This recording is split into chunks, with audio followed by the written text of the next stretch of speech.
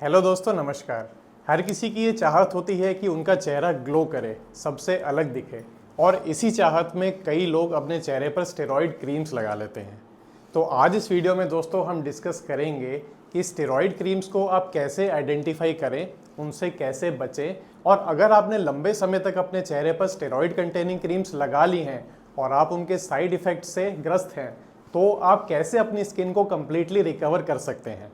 नमस्कार दोस्तों, मैं हूं आपका दोस्त doctor Vineet Kumar, dermatologist, cosmetologist और hair transplant surgeon, Bikaner, Rajasthan से।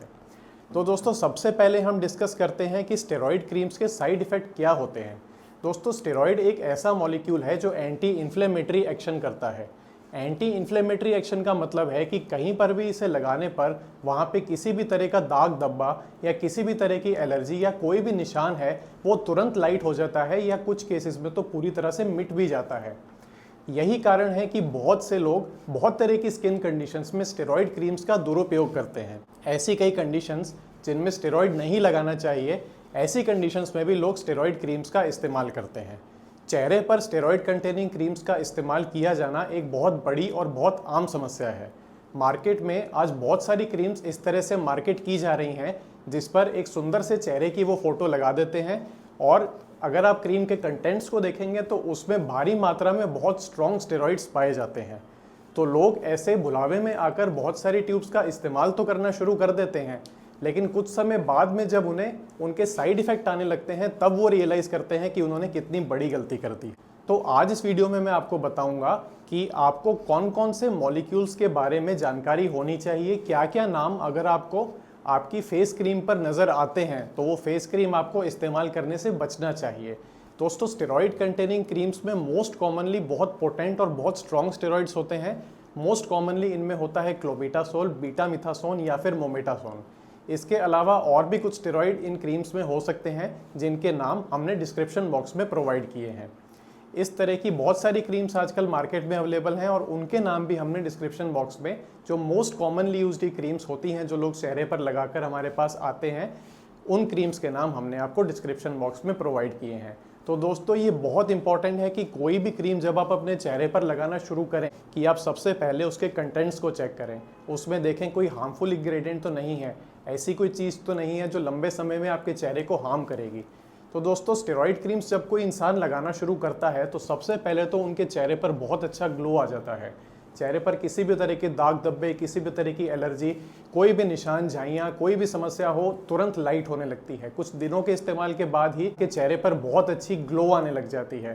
तो ऐसे केस में वो बार बार उस क्रीम का इस्तेमाल करते हैं। जो पेशेंट एक बार स्टेरॉइड क्रीम का इस्तेमाल शुरू कर देते हैं वो आम तौर पर उसे कई महीनों तक इस्तेमाल करते रहते हैं, और ऐसा करने पर कुछ समय बाद आप नोटिस करते हैं कि आपके चेहरे की स्किन बहुत ज़्यादा पतली होने लग गई है। उसके थ्रू पतली पतली ब्लड वेसल्स या कैपिलरीज नज़र आने लग गई हैं। धूप में निकलते ही चेहरा एकदम लाल पड़ जाता है, एकदम से चेहरे पर खुजली आने लग जाती है, और ज़रा सी कोई भी क्रीम चेहरे पर और लगाएं तो वो बिल्कुल भी चेहरे को सूट नहीं करती है। चेहरे पर कुछ भी लगाने पर, हल्का सा चाहे मेकअप लगाएं, चाहे सनस्क्रीन लगाएं, कुछ भी चेहरे पर लगाने पर अचानक से जलन होने लग जाती है और स्किन बहुत ज़्यादा सेंसिटिव हो जाती है।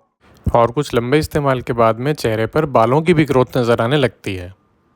और तो और, जब आप स्टेरॉइड क्रीम को बंद करने की कोशिश करते हैं तो उसे बंद करते ही अचानक से चेहरा और ज़्यादा खराब हो जाता है। चेहरे पर और ज़्यादा रेडनेस आने लग जाती है, और ज़्यादा खुजली और जलन होने लग जाती है, और चेहरा एकदम से पूरी तरह से काला पड़ जाता है। तो दोस्तों, ये एक क्लासिक केस होता है टॉपिकल स्टेरॉइड डैमेज्ड फेस का। तो ऐसे केसेस को कैसे सॉल्व किया जाए? स्टेरॉइड से कितनी भी हद तक स्किन डैमेज क्यों ना हो गई हो, उसकी कंप्लीट रिकवरी पॉसिबल होती है, लेकिन इसमें नोट करने वाली बात यह है कि इस रिकवरी में बहुत लंबा टाइम लगता है। इसलिए अगर आपको स्टेरॉइड के डैमेज से अपनी स्किन को कम्प्लीटली रिकवर करना है तो दोस्तों आपको बहुत ज़्यादा धैर्य से काम लेना होगा। इसमें सबसे इम्पॉर्टेंट और सबसे पहला स्टेप होता है स्टेरॉइड क्रीम को कम्प्लीटली स्टॉप करना।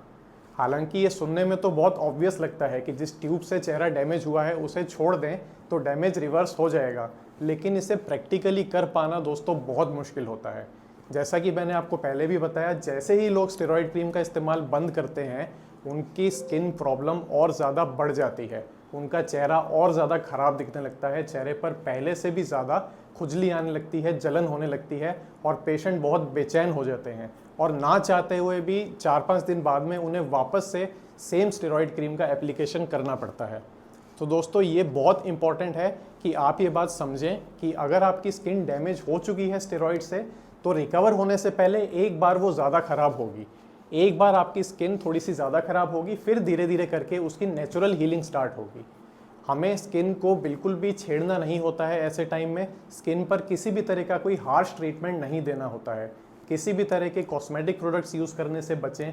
चेहरे का धूप से अच्छे से बचाव रखें। बाहर जब भी निकले बिना सनस्क्रीन लगाए ना निकलें और अगर बहुत तेज़ धूप में निकल रहे हैं तो चेहरे को अच्छे से कवर करके निकलें।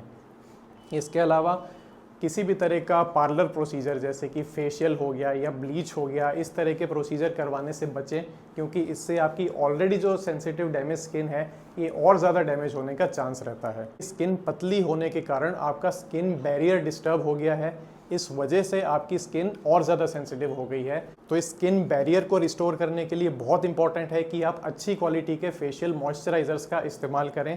दिन में जितनी बार आपको रिक्वायरमेंट लगे, 2 बार, 3 बार, 4 बार, जितनी बार भी आपको रिक्वायरमेंट लगे उतनी बार आप मॉइस्चराइज़र को अच्छे से भारी मात्रा में अप्लाई करें। अगर ये सब करने के बाद भी आपको लगता है कि आपकी स्किन में कोई भी इम्प्रूवमेंट नहीं हो रहा है तो आप एक अच्छे क्वालिफाइड डर्मेटोलॉजिस्ट से मिलें, वो आपको आगे गाइड करेंगे। बहुत से ऐसे केसेस में हमें कुछ एंटी इन्फ्लेमेटरी मेडिसिन देनी पड़ती हैं। कुछ केसेस में इचिंग के लिए पेशेंट को कोई anti histamine medicine for example levocetirizine या बिलास्टिन का प्रिस्क्रिप्शन देना पड़ता है। कुछ केसेस में इसमें डॉक्सीसाइक्लिन का भी इस्तेमाल होता है, लेकिन डॉक्सीसाइक्लिन एक एंटीबायोटिक है और इसके कई साइड इफ़ेक्ट हो सकते हैं, इसलिए डॉक्टर से पूछे बिना इसका कभी इस्तेमाल ना करें। डॉक्सीसाइक्लिन या कोई भी टेट्रासाइक्लिन प्रेगनेंसी में और बेबी को फीड करवाते समय लेडीज़ को इस्तेमाल नहीं करना चाहिए। तो ये ऐसी मेडिसिन हैं जो आपके डॉक्टर ही आपको प्रिस्क्राइब करेंगे और उन्हीं के एडवाइस के हिसाब से आपको इस्तेमाल करना चाहिए।